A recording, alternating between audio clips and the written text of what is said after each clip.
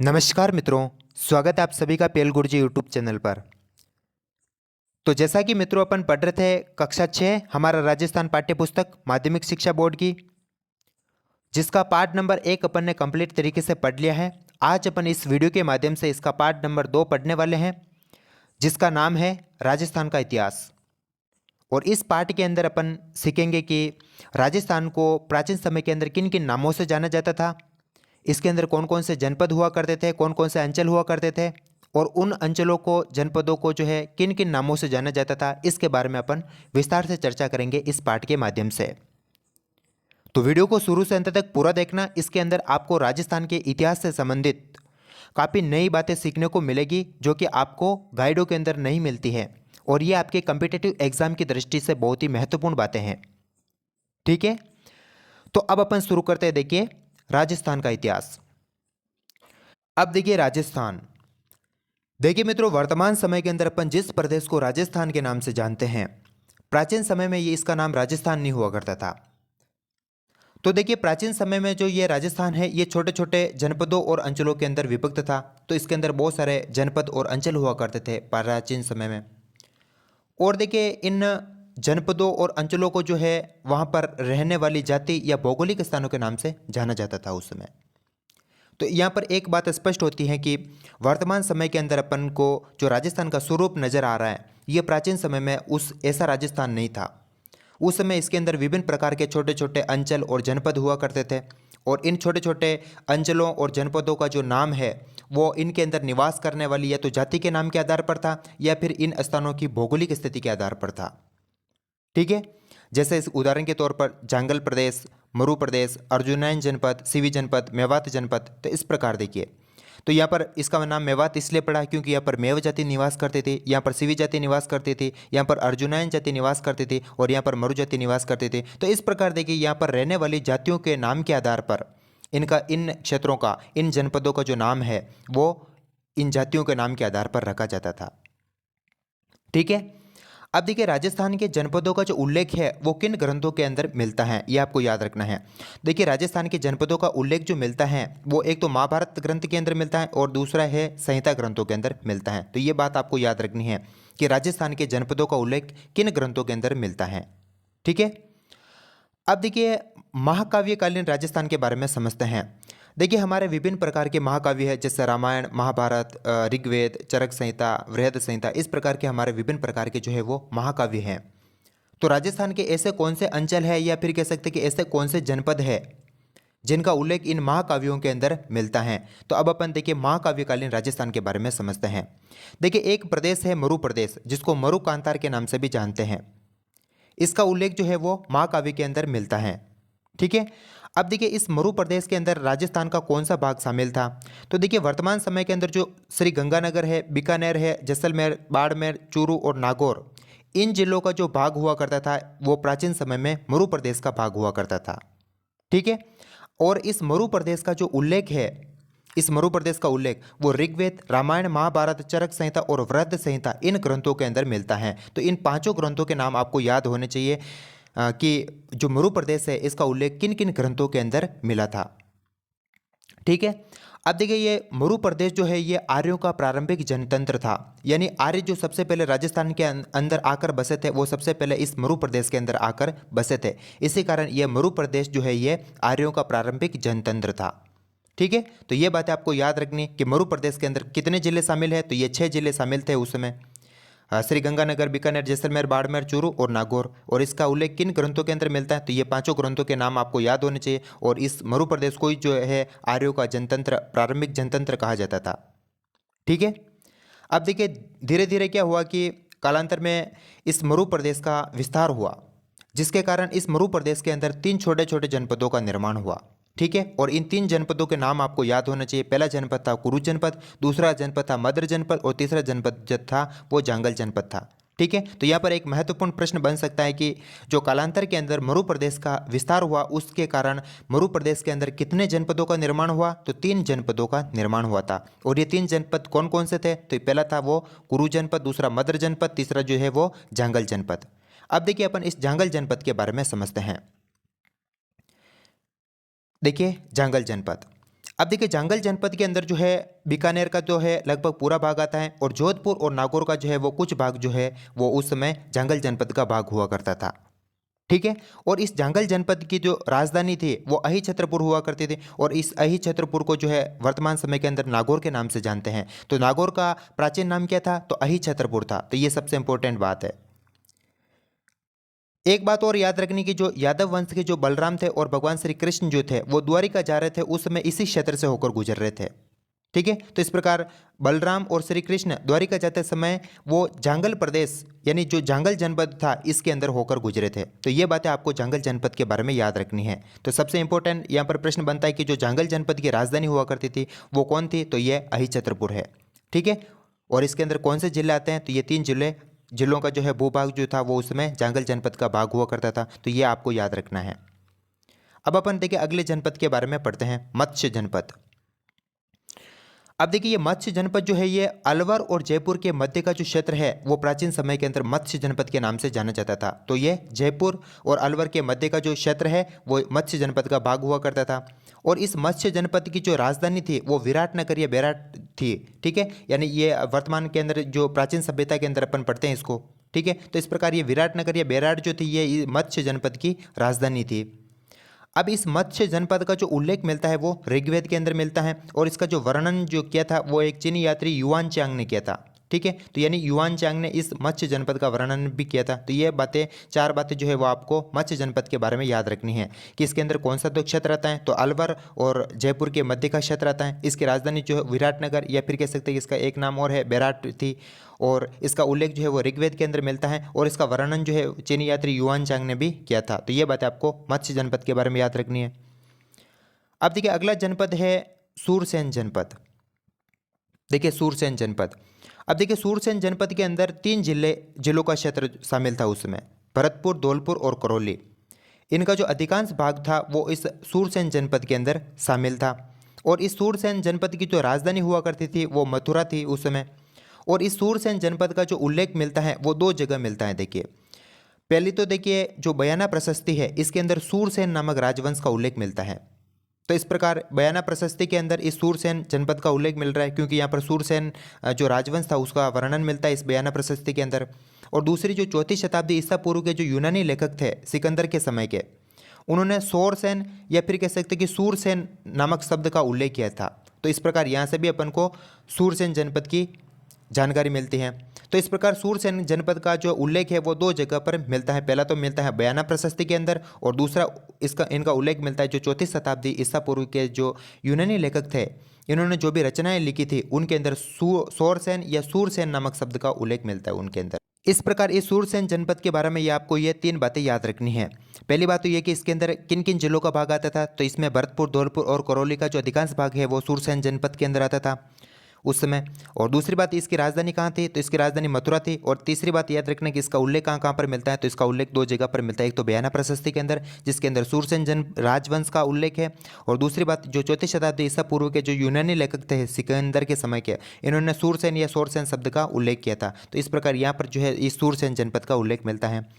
अब देखिए एक महत्वपूर्ण बात आपको याद रखनी है जिसको मैंने एक नोट के रूप में लिखा है कि सिकंदर आक्रमण के बाद पंजाब और टक की मालव, शिवी और अर्जुनैन जातियां जो थी वो राजस्थान के अंदर आकर बस गई थी। देखिए जब भारत पर सिकंदर का आक्रमण हुआ था तो उसमें पंजाब और टक के अंदर जो मालव, शिवी और अर्जुनैन नामक जातियां निवास करती थी ये वहाँ से आकर राजस्थान के अंदर आकर बस गई थी। तो इस प्रकार ये जातियाँ राजस्थान के अंदर जिन जिन क्षेत्रों के अंदर आकर बसी थी उन क्षेत्रों को जो नाम है वो इन्हीं जातियों के नाम के आधार पर पड़ गया था। ठीक है, जैसे मालव प्रदेश, सीवी प्रदेश, अर्जुनैन प्रदेश। ठीक है, अभी इनके बारे में पढ़ते हैं। देखिए जब भारत पर मौर्यों का शासन स्थापित हो गया था तो अब देखिए मौर्योत्तरकालीन राजस्थान के बारे में पढ़ते हैं कि मौर्योत्तरकालीन राजस्थान के अंदर कौन कौन से जनपद हुआ करते हैं, इसके बारे में अपन समझते हैं। देखिए मौर्योत्तरकालीन पहला जनपद है देखिए सिवी जनपद। अब देखिए सिवी जनपद के बारे में पढ़ते हैं। देखिए सिवी जनपद, अब देखिए सिवी जनपद के अंदर उदयपुर का पूर्वी, पश्चिमी और उत्तरी संभागीय क्षेत्र आता था उस समय। ठीक है, यानी उदयपुर के पूर्व, पश्चिम और उत्तर के अंदर जितना भी संभागीय क्षेत्र था वो सिवी जनपद का भाग हुआ करता था। और इस सिवी जनपद की जो राजधानी थी वो माध्यमिका या जिसको मध्यमिका के नाम से भी जानते हैं ये थी। और ये तो एक प्रकार की प्राचीन सभ्यता भी है जिसके अवशेष जो है वो चित्तौड़ के पास नगरी गाँव से प्राप्त हुए थे। तो ठीक है, ये बातें आपको याद रखनी कि सीवी जनपद की राजधानी कौन थी, वो माध्यमिका या मध्यमिका थी, और इस मध्यमिका के जो अवशेष मिले थे वो चित्तौड़ के पास नगरी गांव से मिले थे। और इस सीवी जनपद को जो है वो मेदपाट, प्रागवाट या मेवाड़ के नाम से भी जानते हैं। तो ये इसके अन्य नाम है, ये इसको भी आपको याद रखना है। ठीक है, ठीक है। तो ये तीन बातें आपको इस सीवी जनपद के बारे में याद रखनी है। अब अपन देखिए अर्जुनैन जनपद के बारे में समझते हैं, जो भी ये भी एक मौर्योत्तरकालीन जनपद था राजस्थान के अंदर। देखिए अलवर और भरतपुर का जो क्षेत्र है वो अर्जुनैन जनपद के अंदर शामिल था उस समय। और अर्जुनैनों ने मालवों के साथ मिलकर विदेशी क्षत्रपों को हराया था, यानी विदेशी जितने भी शक्तिशाली सम्राट थे उनको हराने का काम किसने किया था, अर्जुनैनों ने और मालवों ने साथ मिलकर किया था। ठीक है, तो ये बात आपको अर्जुनैन जनपद के बारे में याद रखनी। सबसे इंपॉर्टेंट बात तो ये कि जो अर्जुनैन जनपद है इसके अंदर राजस्थान का कौन सा क्षेत्र शामिल था, तो इसमें अलवर और भरतपुर का जो क्षेत्र है वो इसके अंदर आता था अर्जुनैन जनपद के अंदर। और अर्जुनैनों ने मालवों के साथ मिलकर विदेशी क्षत्रपों को हराया था। ठीक है, ये बात आपकी पाठ्य पुस्तक के अंदर लिखी हुई है। अब देखिए मालव जनपद के बारे में समझते हैं। देखिए मालव जनपद, यहाँ पर मालव जाति निवास करती थी, इसी कारण इस प्रदेश का जो नाम है वो मालव जनपद पड़ गया था। ठीक है, और इसके अंदर जो राजस्थान के जिन जिलों का भाग आता था वो टोंक, प्रतापगढ़ और झालावाड़, ये इन जिलों का जो भाग है वो मालव जनपद के अंदर आता था। और मालवों की शक्ति का जो केंद्र था वो नगर था, और ये वर्तमान के अंदर टोंक के अंदर स्थित है। ठीक है, तो मालवों की शक्ति का केंद्र कौन था, तो ये नगर था। और नगर कहाँ पर स्थित है, वर्तमान के अंदर टोंक के अंदर स्थित है। और मालवों की जो दिग्विजय का उल्लेख मिलता है वो यूप अभिलेख के अंदर मिलता है, और ये यूप अभिलेख जो है वो नांदसा गांव भिलवाड़ा के अंदर लगा हुआ है। तो ये बातें आपको मालव जनपद के बारे में याद रखनी है। यहाँ पर महत्वपूर्ण बात कि मालवों की शक्ति का केंद्र कौन था, तो ये नगर था जो कि टोंक के अंदर स्थित है। और मालवों की दिग्विजय का जो उल्लेख मिलता है वो यूप अभिलेख के अंदर मिलता है, जो कि नांदसा गांव भिलवाड़ा के अंदर लगा हुआ है। ठीक है, तो इतनी सी बातें आपको इस मालव जनपद के बारे में याद रखनी है। अब देखिए अगला जनपद है योधे जनपद। योधे जनपद, देखिए इसमें उत्तरी राजस्थान के जिले आते हैं, गंगानगर और हनुमानगढ़, और बाकी बीकानेर और चूरू का भी कुछ भाग जो है वो इस योधे जनपद के अंदर आता है। और योधे जाति ने उत्तरी राजस्थान से कुषाण शक्ति को नष्ट किया। सबसे इंपॉर्टेंट प्रश्न बनता है यहाँ पर कि कुषाण शक्ति जो कि उत्तरी राजस्थान के अंदर थी, इसको नष्ट करने वाली कौन सी जाति थी, तो वो योधे जाति थी। समझ में आ गया, तो ये बातें आपको योधे जनपद के बारे में याद रखनी है। अब देखिए एक ग्रंथ है वृहद संहिता, वृहद संहिता ग्रंथ, इसके अंदर जनपदों के पतन का वर्णन मिलता है, यानी राजस्थान के अंदर जनपदों का पतन कैसे हुआ था इसका वर्णन किस ग्रंथ के अंदर मिलता है, वो मिलता है इस वृहद संहिता ग्रंथ के अंदर। और इसके अंदर कारण दिया है कि 5वीं शताब्दी में जब हूण आक्रमण से जनपद व्यवस्था समाप्त हो गई थी, यानी 5वीं शताब्दी के अंदर जब हूणों का आक्रमण हुआ था राजस्थान के ऊपर, उसमें राजस्थान के अंदर जो जनपद व्यवस्था थी वो समाप्त हो गई थी। ठीक है, तो इस प्रकार राजस्थान के अंदर जनपद व्यवस्था की समाप्ति का कारण क्या था, तो 5वीं शताब्दी के हूण आक्रमण था। ठीक है, तो ये बात आपको याद रखनी है। अब देखिए जब राजस्थान में जब जनपद व्यवस्था समाप्त होने के बाद ये क्षेत्र जो है वो अलग अलग नामों से जानने लगे थे। ठीक है, जैसे मेवाड़, वागड़, मारवाड़, हाड़ौती, ढूंढाड़ और मेवात। ठीक है, इस प्रकार जब राजस्थान के अंदर जनपद व्यवस्था समाप्त हो गई थी तो राजस्थान के अंदर ये विभिन्न जो क्षेत्र थे इनको वापस अलग अलग नामों से जानने लगे थे, और फिर शुरुआत हुई थी अंचलों की। तो अब पढ़ते हैं राजस्थान के विभिन्न अंचल। देखिए राजस्थान के विभिन्न अंचल, जिसमें पहला अंचल है मेवाड़ अंचल। देखिए मेवाड़ जो है ये प्राचीन सीवी जनपद का क्षेत्र जो है वो मेवाड़ अंचल के अंदर आता है, और इसके अंदर जो जिले आते हैं वो उदयपुर, चित्तौड़, भिलवाड़ा, राजसमंद और प्रतापगढ़, इनका जो क्षेत्र है वो इस मेवाड़ अंचल के अंदर आता है। इस मेवाड़ की जो बोली है वो मेवाड़ी है, और यहाँ पर जो राज्य हुआ करता था वो गुहिल सिसोदिया वंश का राज्य हुआ करता था यहाँ पर। और देखिए एकमात्र ऐसा अंचल है मेवाड़ अंचल जिसकी 7 राजधानियाँ थी, और ये 7 राजधानियाँ कौन कौन सी थी, देखिए पहली थी नागदा, दूसरी आयर, तीसरी कल्याणपुर, चौथा चित्तौड़, पांचवा कुंभलगढ़, और छठी है इसकी चावंड, और सातवां है इसका उदयपुर। इस प्रकार मेवाड़ अंचल की 7 राजधानियाँ थी। तो ये 7 राजधानियों के नाम आपको याद होने चाहिए। ठीक है, तो इस प्रकार इस मेवाड़ अंचल के बारे में ये याद रखना कि ये प्राचीन सीवी जनपद का ही क्षेत्र था, और इसके अंदर ये जिले शामिल थे। इसकी बोली मेवाड़ी थी, यहाँ पर गुहिल सिसोदिया वंश का राज्य था, और इसकी 7 राजधानियाँ थी जिसके नाम ये लिखे हुए आपको याद रखने हैं। अब देखिए अपन वागड़ अंचल के बारे में पढ़ते हैं। देखिए वागड़ अंचल, इसके अंदर डूंगरपुर और बांसवाड़ा का क्षेत्र आता है, और दूसरा इसके अंदर क्षेत्र आता है वो पिलानी के पास नरहड़, बादरा, नोहर, कन्नड़ा क्षेत्र जो है वो इस वागड़ क्षेत्र के अंदर आता है। ठीक है, तो इस प्रकार वागड़ क्षेत्र के अंदर 2 क्षेत्र आते हैं, एक तो आता है डूंगरपुर बांसवाड़ा जिले का क्षेत्र, और दूसरा आता है पिलानी के पास जो नरहड़, बादरा, नोहर और कन्नड़ा क्षेत्र जो है वो इस वागड़ क्षेत्र के अंदर आता है। ठीक है, और इस वागड़ क्षेत्र की जो बोली है वो वागड़ी बोली है। तो ये बात आपको वागड़ अंचल के बारे में याद रखनी है। अगला अंचल अगला अंचल है देखिए मारवाड़ अंचल। इस मारवाड़ अंचल के अंदर जो प्राचीन मरु प्रदेश का क्षेत्र है वो इस मारवाड़ अंचल के अंदर आता है, यानी जोधपुर और उसके आसपास का जो क्षेत्र है वो मारवाड़ अंचल के अंदर आता है। और 7वीं सदी में मंडोर पर गुर्जर प्रतिहारों ने आधिपत्य कर लिया था। देखिए जोधपुर के अंदर मंडोर है, जोधपुर के पास में, तो मंडोर के ऊपर जो है 7वीं शताब्दी में जो है गुर्जर प्रतिहारों ने आधिपत्य कर लिया था। और बाद में जो है यहाँ पर राठौड़ वंश ने वापस अधिकार कर लिया था, और फिर बाद में जो है इस मेवाड़ अंचल पर जो राज्य किया था वो इस राठौड़ वंश ने ही किया था। तो ये बातें आपको इस मेवाड़ अंचल के मारवाड़ अंचल के बारे में याद रखनी है, ठीक है। अगला अंचल है देखिए हाड़ौती अंचल। हाड़ौती अंचल, इसमें जो क्षेत्र आता है वो कोटा बूंदी का आता है। और इस देखिए इस बूंदी का जो नाम पड़ा था वो यहाँ का शासक था एक बूंदा मीणा। इस बूंदा मीणा के नाम पर ही जो इस बूंदी का जो नाम पड़ गया था वो बूंदी पड़ गया था, ठीक है। तो इस प्रकार हाड़ौती अंचल के अंदर 2 जिलों के भाग आते हैं, एक आता है कोटा और दूसरा आता है बूंदी। और इस हाड़ौती अंचल पर जो राज्य हुआ करता था वो मीणा जनजाति का शासन था, ठीक है। तो मीणा जनजाति का शासन था, और बाद में जो है चौहान वंश की जो हाड़ा शाखा थी उन्होंने इस पर अधिकार कर लिया था मीणाओं को हराकर।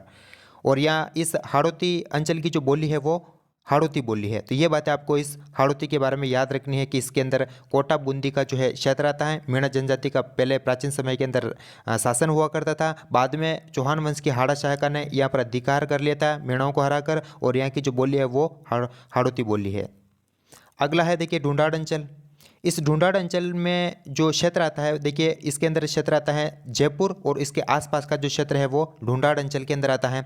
और प्राचीन काल में यहाँ पर मीणा और बड़ गुजरों का शासन हुआ करता था, और 12वीं शताब्दी के अंदर कछवा राजपूतों ने यहाँ पर आधिपत्य कर लिया था इन मीणा और बड़ गुजरों को हराकर, ठीक है। और यहाँ की जो बोली है वो ढूंढाड़ बोली है। तो इस प्रकार ये इस ढूंढाड़ अंचल के बारे में आपको महत्वपूर्ण बातें याद रखने की। जयपुर और उसके आसपास का क्षेत्र जो है वो ढूंढाड़ कहलाता है, यहाँ की ढूंढाड़ी बोली है। और यहाँ पर प्राचीन समय के अंदर मीणा और बड़ गुजरों का अधिकार हुआ करता था, जो 12वीं शताब्दी के अंदर कछवा राजपूतों ने इन मीणाओं को और बड़ गुजरों को हराकर यहाँ पर आधिपत्य कर लिया था। फिर बाद में इन्होंने यहाँ पर शासन किया था इसके बाद में, ठीक है। अब देखिए एक है मेवात अंचल। मेवात अंचल के अंदर जो जिले आते हैं वो अलवर और भरतपुर का क्षेत्र आता है, और यहाँ पर मेव जाति का आधिपत्य रहा है। और यहाँ का जो फेमस नायक था मेवों का, ठीक है, मेवों का फेमस नायक कौन था? हसन खान मेवाती था। और ये हसन खान मेवाती वही था जो खानवा के युद्ध में राणा सांगा की ओर से बाबर के विरुद्ध लड़ते हुए मारा गया था। तो ठीक है, तो ये बातें आपको मेवात अंचल के बारे में याद रखने की। इसमें अलवर और भरतपुर का क्षेत्र आता है। मेव जाति का यहाँ पर आधिपत्य रहा है, और मेव जाति के जो फेमस नायक था मेव जाति का वो था हसन खान मेवाती। और ये खानवा के युद्ध में महाराणा सांगा की ओर से लड़ता हुआ बाबर के विरुद्ध युद्ध के अंदर मारा गया था, ठीक है। तो ये बातें आपको इस मेवात अंचल के बारे में याद रखनी है। अब देखिए कुछ और अंचल है राजस्थान के अंदर जिसके बारे में अपन और समझते हैं। देखिए जैसलमेर को मांड या वल के नाम से जानते हैं, ये बात आपको याद रखनी है। दूसरी बात, जोधपुर का जो दक्षिणी भाग है इसको गुर्जरात्र के नाम से जानते हैं, गुर्जरात्र, ठीक है। तीसरी बात याद रखनी कि आपको जो प्रतापगढ़ है इसको कांठल के नाम से जानते हैं, और झालावाड़ को मालवा के नाम से जानते हैं, झालावाड़ को मालवा के नाम से जानते हैं। और अजमेर और ब्यावर का जो क्षेत्र है इसको मेरवाड़ा के नाम से जाना जाता है। और सिक्कर, चूरू, झुंझुनू का जो क्षेत्र है वो शेखावटी के नाम से जाना जाता है। तो ये नाम तो आपको याद ही करने हैं, ठीक है, इसमें कोई समझाने वाली बात नहीं है। तो यहाँ पर ये अपना हमारा राजस्थान कक्षा 6 का पार्ट नंबर 2 यहाँ पर समाप्त होता है। अगर वीडियो पसंद आया आपको तो इसको लाइक कीजिएगा, शेयर कीजिएगा। अगर चैनल पर आप नए हैं तो इसको सब्सक्राइब कीजिएगा। मिलते हैं एक अगले वीडियो के साथ, तब तक के लिए नमस्कार, जय हिंद, जय भारत।